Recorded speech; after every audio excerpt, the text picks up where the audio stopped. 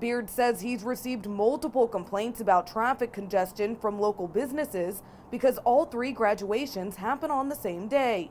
He says allowing each student a set amount of tickets will hopefully ease that roadblock. McVie's Little Blessing Box is less than a mile from the elementary school here at this fire station. And although it was made with children in mind, it has a little something for everyone, from diapers to canned goods. The report says it started here after a man saw the suspect, Donnie Knight, steal a piece of lawn equipment from his car. That's when the man got into his car and chased Knight 3 miles down the road. 4 City of Florence police officers, 3 Florence County Sheriff's deputies, and a 20-year-old man. Hundreds of people are in the stands right now. I spoke with people from Dillon and Florence who waited in line starting at 11 o'clock this morning. Nicole, Bob, hundreds packed FMU's Performing Arts Center to watch Governor Henry McMaster and Representative James Smith in their first debate. Major topics including education and taxes. Crews are working behind me to fill that levee. It's underneath the I-95 bridge where the CSX tracks are. The river is below that 13-foot flood stage, but at its peak of above 24 feet, it was able to reach Todd's house behind me. It hit more than 20 feet. And you said you saw some of those homes that were flooded. They're right on the river. What was that like for you? It was heartbreaking, really heart-wrenching to see these people displaced out of their home. I'm going to learn on the job, and we're going to try to get some work done today. An active afternoon for Carolina Panthers defensive end Julius Peppers. To actually come out here and see it firsthand again it makes it real. While he may be off the field, Nails right here. I got him. Okay. he got to work Tuesday during his visit to Robeson County. It's personal, and I just wanted to get out and lend a helping hand to someone who's in need. Someone like Gregory Moore, a Lumberton police officer recovering from Hurricane Matthew when Florence hit. He was displaced with his fiance and children. It's rough because it's like, you know, as soon as you get that little ray of hope that you're finally getting everything back together, then you get another hurricane come through and wipe everything back out that you had. Pepper started a hurricane relief fund in September.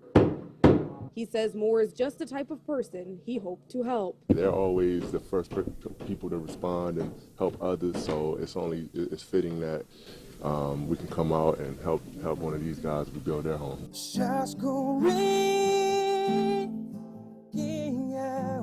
For 3 years, as I hit the ground. Andrew Harden worked side by side with fallen Florence County investigator Farrah Turner.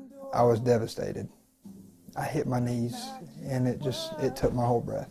In a state of shock, I felt so guilty that I wasn't there to help her. he turned to music.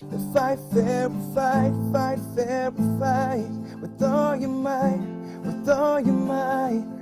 I gotta save a life with mine. An emotional tribute 166, go fly. with a meaningful message. This woman gave her life to save somebody else's. And knowing Farrah, that's perfectly fine. Then I'm gonna give it a little shake. A first for Florence County. We're gonna make a lot of people happy that normally weren't so happy leaving on Sundays because now we can serve them. Fats Cafe sits less than a mile from the I-95 exit ramp, a typically busy area.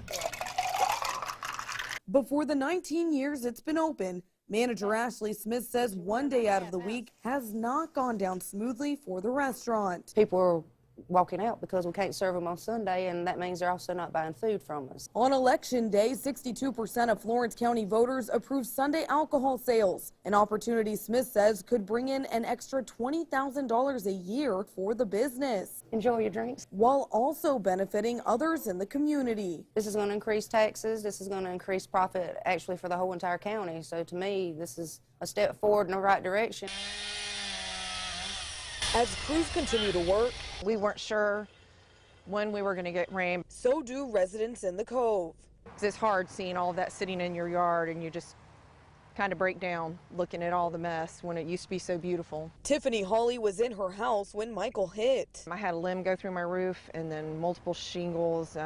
We have some water damage. Blue tarp's now the only protection she has from keeping out the rain and even unwanted visitors. There's a lot of, I guess, tree critters. You've got squirrels, raccoons, everything. They'll climb in your roof and just make even more of a mess. Trees, mold, and water-stained walls surround her home. It's a little disheartening seeing, the piles of debris everywhere. She says her house suffered severe water damage, but is thankful to be alive. Not something I want to really see again. Holly says although there is extensive damage on the outside of her home, like her carport here, she says the tarps will at least protect the inside of her home from more water damage. Reporting in Panama City, I'm Teresa Galasso.